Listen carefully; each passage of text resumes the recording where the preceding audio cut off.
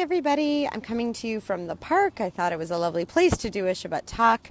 And the talk this week is called Speaking Out and Speaking Up even when it's squirmy or even when it's uncomfortable. I got an email from a student of mine. I teach at a university and I teach people who are becoming teachers. A lot of what we talk about is how to make the education system more equitable, how to take seriously social justice in our teaching and what that looks like. And I want to say most of my students are not left-wing people who see themselves as social justice types. Most of them come from pretty small towns in Ontario, the province where I'm from, and a lot of them would identify as conservative, I would say, but they are also going to be teachers, and so they have a responsibility to meet the needs of all students, and some of that is about learning what the systemic and structural barriers have been to student success in a variety of ways. A lot of what we talk about is Indigenous students in Canada.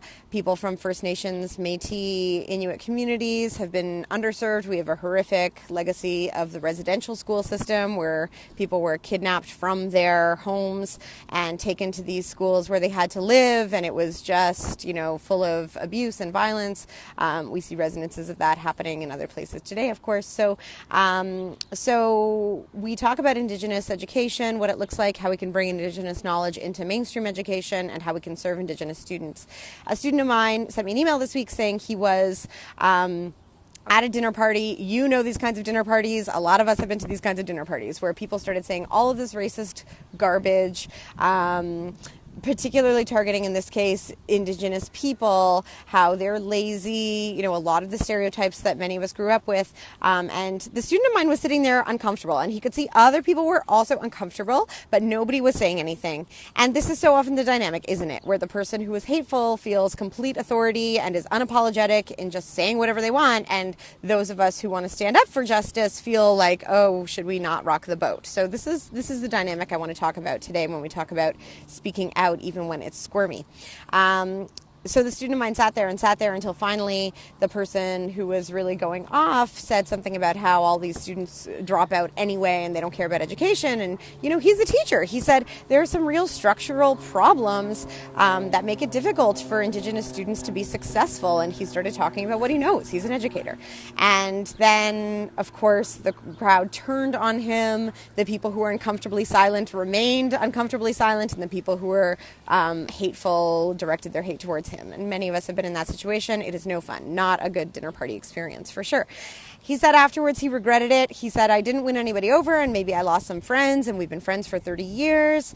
But then he said a little while after that, upon reflection, he was glad he said something, because he understands that as a teacher, it's his responsibility to speak out when there's this kind of thing going on. Otherwise, we continue to perpetuate these stereotypes, which is exactly what the problem is. The structural problems in our schools come from the fact that educators have largely bought into these narratives of the communities we serve. I think the gift he gave in speaking out was not so much to the people he was directing his comments to. I don't necessarily know that he changed their minds. What I think he was able to do is be a model for the other people who are sitting there uncomfortably silent, to say, we can say something, we should say something, and it's brave to do so, and there's integrity in doing so. I'm part of the humanistic Jewish movement, and a lot of what we talk about is that we say what we believe, and we believe what we say, that there's an integrity to that. And I want that integrity for you. So that's my theme this Shabbat, is speaking out even when it's squirmy, because I do think that we live in a world where we need to be bolder in standing up for justice, even when it's uncomfortable. And we're giving a gift to all the other people who are sitting on the sidelines, not sure if they should say something, but wanting to act, wanting to say something. So in the end, the student said he was grateful, he was happy he did what he did, and he would do it again. It was an inspiring thing for me to read as his educator, but also just as a person in the world. I myself faced a situation this week where someone said something I found to be unjust, and just in that moment I thought, I just didn't have the energy to get into that fight. And then after this email came from my student, I said, you know what, that's wrong. I'm going to take this as a lesson. When I see something unjust, when I hear people saying things that I know to be untrue, I will speak out, even when it's uncomfortable. So that's my challenge to you also, to make that commitment this Shabbat, and hopefully moving forward that we will be the voice for peace, for change, for justice, whatever it is, and stand up to people even when we love them, and especially when we love them. I'm working on high holiday stuff right now, and I'm reading some Brene Brown. I love her book, Braving the Wilderness.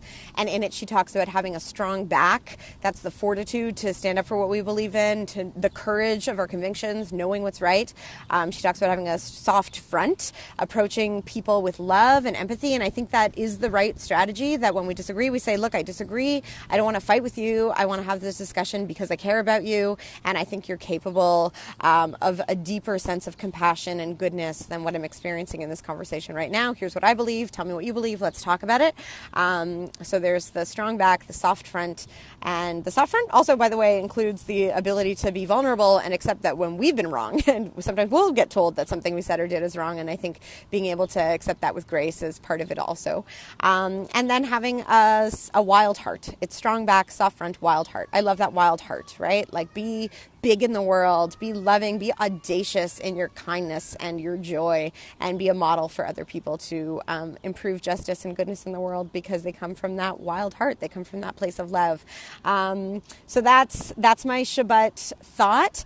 The weekly parsha is Parshat Pinchas. It includes the story of the daughters of Zelophehad. I love that story. These 5 sisters are not able to inherit property because they're women. They say that's unjust. We should be able to inherit our father's property, even though we have no brothers, and they are actually able to win their case. So there's a biblical example from this week of speaking out, even when it's uncomfortable, standing up to power sometimes, or sticking up for the people who aren't in the room, but who deserve better than maybe they're given in our world. The dinner party model is an important one. Some of you are sitting around Shabbat tables tonight where you're going to have those relatives say something, so consider what you're able to say and how you want to say it. So with that, I will leave you. I wish you a Shabbat Shalom, and I'll see you again soon. Bye.